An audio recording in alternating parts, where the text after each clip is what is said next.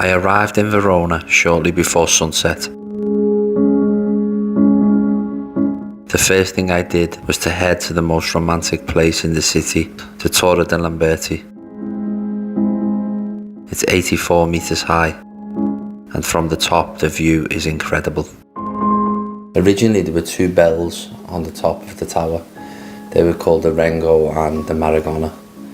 The Rengo was to signal city council meetings, and or if there was an attack on the city, they'd ring the Rengo. The Maragona was to signal the start and the end of the working day.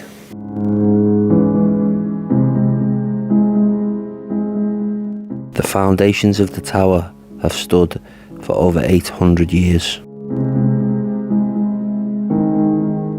There's a legend attached to one of the bells about a noble woman who killed her rival, and as punishment she had to pay for fusion of one of the bells, so that every time it rang it would remind her of what she'd done.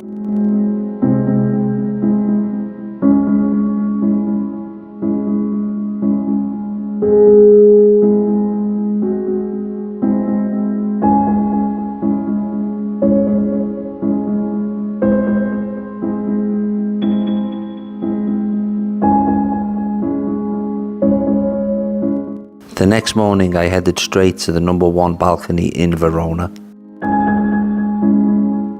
It is in the 2,000-year-old Verona Arena, which will be used as the closing ceremony venue for the 2026 Winter Olympic Games, and 2 weeks later it will be used for the opening ceremony of the Paralympics. I visited Juliet's tomb. It's kept in a cell under a former convent, dating back to 1230. If you ignore the fact that Romeo and Juliet is fictional, the monastery of San Francesco al Corso can be identified as Act 5's correct setting, as this monastery was the only Franciscan monastery outside Verona in the 13th century when the play's events unfolded. Then for my last stop, I visited the house of Juliet. There's a ritual before you go in the house. You're meant to rub Juliet's right breast for luck in love, which is a bit weird, as she didn't have any luck in love. There's a big bed on the 3rd floor, or the 2nd floor, I can't remember, and it looks very comfortable, but I don't know why it's there.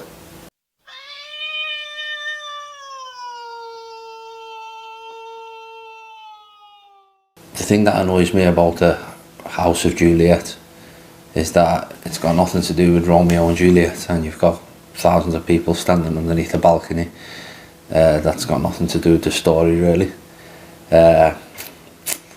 Juliet didn't exist, and Shakespeare's Juliet wasn't based on a real person.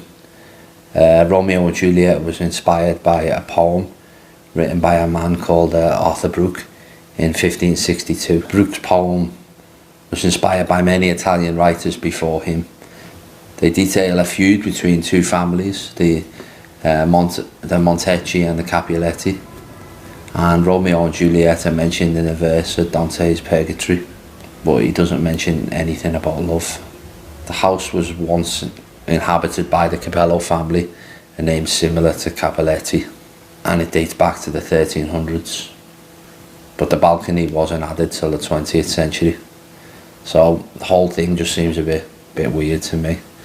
Bit of a weird tourist attraction where they've pieced bits of evidence together and kind of made a story that it's intentionally the balcony from Romeo and Juliet. So this is why you get thousands and thousands of people every year paying money and standing beneath it. Ridiculous. Verona's a lovely city. I just don't understand the balcony thing. It's probably what it's most famous for, but the city's got so much more than that, which I enjoyed anyway. I don't know, maybe people enjoy just looking at a balcony that's not very elaborate and sits in the middle of a courtyard behind a load of shops.